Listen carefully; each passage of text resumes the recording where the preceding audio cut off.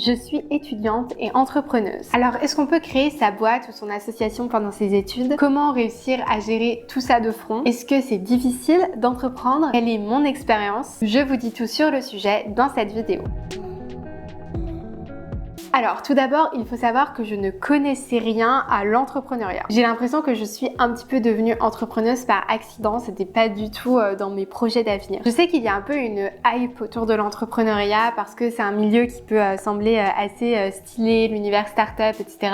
Mais pour ma part, je m'y connaissais pas du tout. En fait, j'ai commencé à connaître le monde de l'entrepreneuriat via mon copain qui, lui, s'intéresse beaucoup à ça et qui, dès 2019, a créé sa structure en tant qu'auto-entrepreneur dans le milieu de la communication. Pour ma part, quand j'ai créé Over the Rainbow, donc en juin 2020, j'avais vraiment pas l'impression d'entreprendre. J'avais pas l'impression en fait que ce qui était aussi plus du côté associatif, médias, etc. Je pensais pas que c'était aussi de l'entrepreneuriat. Dans ma tête, l'entrepreneuriat c'était start-up, levée de fonds, business angel, qui veut être mon associé. En vrai, oui, ça en fait partie, mais c'est pas du tout que ça, c'est beaucoup plus large. Du coup, moi j'ai commencé Over the Rainbow en side project, donc en parallèle de mes études. Et puis finalement, ça m'a pris de plus en plus de temps et ça a pris de plus en plus d'ampleur aussi. Donc j'ai décidé de m'y consacrer pleinement, mais ça je vous en reparle juste après. Entre temps, j'ai aussi décidé de monter une agence de communication responsable avec mon copain. D'ailleurs, je pense que le sujet entreprendre en couple, ça pourrait peut-être constituer en soi un sujet de vidéo. Donc n'hésitez pas à me dire en commentaire si c'est quelque chose qui vous intéresse. Alors, le problème quand on veut entreprendre jeune, c'est souvent qu'on est encore en train de faire ses études. Pour ma part, quand j'ai commencé Over the Rainbow, j'étais encore à la fac, j'étais en licence lettres langues et puis après du coup j'ai continué en master communication et médias, donc ça s'est vraiment fait en même temps que mes études. Donc déjà, toutes les études sont vraiment différentes et toutes ne demandent pas le même investissement et la même organisation. Franchement, je pense quand même que sauf rares exceptions, c'est-à-dire prépa, médecine, on peut réussir à entreprendre pendant ses études si on arrive à bien s'organiser et à faire aussi quand même, faut être honnête, à faire quelques sacrifices. Attention, il y a aussi une part de chance bien sûr dans le fait de pouvoir entreprendre et encore plus dans le fait de réussir à gagner sa vie en entreprenant. Je suis pas du tout en train de vous sortir un discours quand on veut, on peut. Notamment quand on est obligé de travailler déjà à côté de ses études, ça peut être compliqué d'arrêter pour entreprendre à la place parce que en fait quand on commence dans l'entrepreneuriat, très souvent on ne gagne pas du tout d'argent et ça peut durer très longtemps de travailler gratuitement sans rien gagner et ça tout le monde ne peut pas se le permettre. Pour ma part, j'ai eu plusieurs choses qui m'ont favorisée. Déjà, j'avais une idée qui me passionnait, donc j'avais pas l'impression que c'était difficile et que c'était un travail. Deuxièmement, je suis quelqu'un de très rapide dans l'exécution des tâches. Je suis assez organisée aussi et j'ai des bonnes capacités de concentration. Donc c'est pas du tout pour me lancer des fleurs, mais c'est juste que ça a joué aussi dans le fait que j'arrive à développer Over the Rainbow en parallèle de mes études. Et troisièmement, j'ai pu travailler l'été, donc tous les étés depuis la fin de mon bac et donc mettre de l'argent de côté. Et à côté de ça, j'ai mes parents aussi qui m'aident et qui payent notamment mon loyer. Donc je n'ai pas besoin de travailler, vraiment d'avoir un job étudiant à plein temps à côté de mes études, ce qui me permet d'avoir plus de temps. En ce qui me concerne, j'ai toujours considéré que les études passaient avant tout le reste. Donc j'ai pas toujours consacré le même temps à Over the Rainbow selon les différentes périodes dans lesquelles je me situais, si j'étais plus en rush avec des examens ou si j'étais par exemple à la fac, j'avais un peu plus de temps libre qu'en école. Enfin voilà, ça a vraiment varié en fonction de mes études. Mais en tout cas, ce qui est sûr, c'est que pour faire grandir mon média, j'ai pas hésité à faire aussi ce qui peut être considéré par des sacrifices pour certains et ça c'est quand même important. Il faut savoir que certes, j'avais pas de job étudiant à côté de mes cours, mais en fait ça me prenait clairement tout autant de temps que si j'avais un job étudiant et même encore plus. Je travaillais plusieurs heures du coup déjà pendant mes cours, des fois je sais que c'est pas très bien, mais pendant mes cours, dès que j'avais une pause aussi et puis bien sûr le soir et tous les week-ends, donc tous les samedis et tous les dimanches, des fois pas le dimanche en entier, mais quand même je travaillais tout le temps le dimanche. Et également je ne sortais pas en boîte ou en soirée ou alors très rarement de temps en temps une petite sortie avec des copines, mais clairement je suis très peu sortie. Donc voilà, pour mener un projet quand même entrepreneurial, il faut être vraiment déterminé et il faut mettre toutes les chances de son côté. Attention, il ne faut pas aller trop loin non plus et s'oublier, je vous en parle un petit peu plus tard dans la vidéo.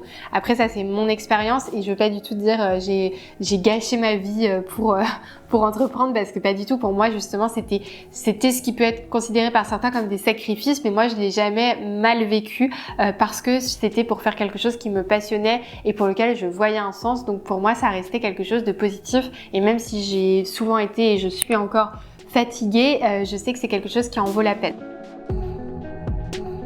Alors comment est-ce qu'on passe de simplement un side project à côté des études et s'y consacrer à plein temps? Parce que c'est vrai que faire ça à côté de ses études, c'est trop cool, mais des fois on peut avoir envie de passer à la vitesse supérieure, on peut être frustré par le manque de temps et on a vraiment envie de s'y mettre à fond. Donc ce qu'il faut savoir, c'est que plusieurs écoles proposent maintenant des parcours entrepreneuriat, des incubateurs aussi pour pouvoir développer son idée, ou des emplois du temps aménagés, par exemple avoir des cours que le matin. Vous pouvez vous renseigner auprès de votre établissement pour savoir ce qui est possible, ou si c'est quelque chose que vous prévoyez et que vous n'êtes pas encore dans une école, choisissez, ça peut faire partie de vos critères de choix, de choisir un établissement qui propose ce genre d'aménagement ou de structure. Pour ma part, donc j'ai pas eu d'aménagement ou quoi que ce soit, mais là je suis à l'incubateur d'Audencia, donc mon école. En fait, au lieu de faire un stage de fin d'études classique, puisque là je suis à la fin de mon master, je fais un stage entrepreneurial, donc c'est-à-dire que là tous mes camarades de classe sont en stage et moi je travaille pendant 6 mois sur mes projets, donc Over the Rainbow plus Oduna, mon agence de communication. Sinon, si vous avez déjà travaillé et que vous pouvez toucher le chômage, vous pouvez très bien prendre une année de césure et toucher le chômage. Par exemple, je sais qu'il y a beaucoup d'entrepreneurs et d'entrepreneuses qui font ça pour créer leur boîte. Moi, je sais que ça n'aurait pas été possible puisque j'ai jamais travaillé suffisamment longtemps, vu que c'était juste des jobs étudiants, pour pouvoir toucher le chômage.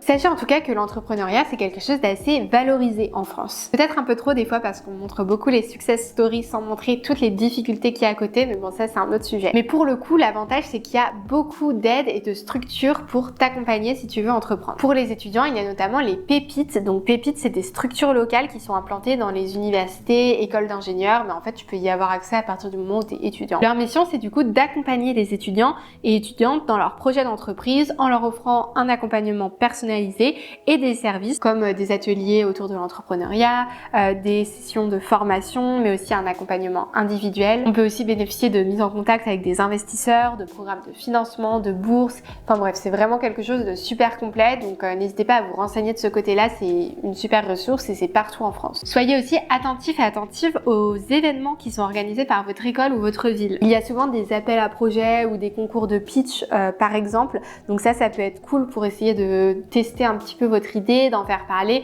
et aussi de vous créer un réseau, parce que c'est surtout ça qui compte dans le monde de l'entrepreneuriat. Il y a aussi des startup week-ends ou ce qu'on appelle des hackathons. Donc ça permet d'essayer de monter un projet en un week-end. Donc c'est assez sympa et ça permet de rencontrer du monde, de se faire un réseau, même si on va pas forcément après donner vraiment naissance à ces projets. Mais c'est super formateur et ça permet de faire des bonnes rencontres et encore une fois, un réseau, ce qui est primordial. Donc pour finir cette vidéo, je voudrais vous donner quelques petits conseils. Donc clairement, je suis pas encore une entrepreneuse expérimentée, mais j'ai entrepris 2 projets quand même en étant étudiante sur ces 3 dernières années, donc je pense que ça peut quand même vous aider. Premier conseil, si tu as une idée, tu fonces. Et surtout, il faut que tu en parles autour de toi. On va pas te voler ton idée, il faut surtout que tu te fasses conseiller, que tu la testes pour voir ce qu'elle vaut vraiment. Si tu veux évoluer, essaie de participer à des concours et d'entrer dans des réseaux d'accompagnement. Quand on est seul en entreprenant, ça peut être très difficile mentalement, alors c'est important de te faire accompagner. N'hésite pas à te tromper et à pivoter. Les projets entrepreneuriaux, ça évolue souvent beaucoup et c'est tout à fait normal. L'idée que tu avais eue de base, elle va peut-être se transformer et c'est pas grave. Tu vas aussi faire des erreurs, tu vas changer un petit peu, tu vas pivoter et c'est vraiment pas dramatique, au contraire. Ne t'oublie pas dans le travail. Entreprendre, ça demande énormément de travail, de persévérance et d'investissement personnel. C'est évident qu'il faut faire des sacrifices, comme je vous le disais tout à l'heure, mais il ne faut pas s'oublier pour autant. Personnellement, pendant tout un moment, j'avais arrêté le sport pendant une période parce que j'avais plus le temps. Enfin, disons que je prenais plus le temps et je l'ai beaucoup regretté. Maintenant, j'ai trouvé un bon équilibre où je fais du sport, j'arrive à avoir des amis de temps en temps et j'ai compris à quel point c'était important pour réussir ses projets professionnels d'aussi s'épanouir sur un point de vue personnel. Et surtout, ça concerne surtout les femmes et les minorités de genre qui vont regarder la vidéo. Il faut arrêter de te questionner sur ta légitimité et vraiment essayer. Dis-toi qu'il y a toujours une flopée de mecs blancs privilégiés qui vont entreprendre entreprendre avec des projets pas si ouf mais en étant hyper sûrs d'eux. Et à côté de ça, il y a des femmes hyper talentueuses qui sont là, qui doutent, qui n'osent pas prendre la parole parce qu'elles pensent que ce qu'elles font n'est pas assez bien. Donc je sais que c'est difficile, mais vraiment faites-vous confiance, osez vous faire votre place dans l'entrepreneuriat. Peu importe que votre idée ce soit une association, que ce soit un média, que ce soit une start-up, peu importe, il faut vraiment y aller et essayer parce que sinon vous allez regretter plus tard et ce serait vraiment dommage. Dernier conseil, si tu n'y arrives pas et que tu te rends compte que ce n'est pas fait pour toi, et ben c'est pas grave. Il y a énormément de personnes qui tentent de se tourner vers l'entrepreneuriat et qui arrêtent parce que c'est difficile et c'est un mode de vie quand même qui convient pas à tout le monde.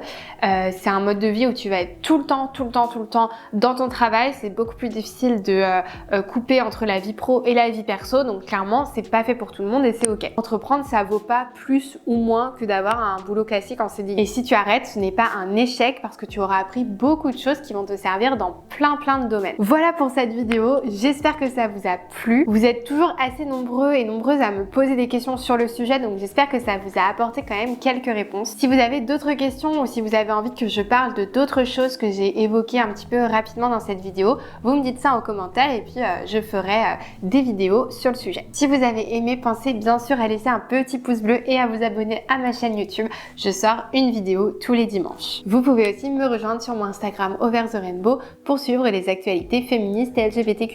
Et vu que vous savez que c'est difficile d'être entrepreneur et de gagner de l'argent, n'hésitez pas à me soutenir financièrement sur mon Tipeee, ce serait génial. Merci d'avoir regardé cette vidéo jusqu'au bout. Je vous dis à la semaine prochaine pour une nouvelle vidéo. À très vite!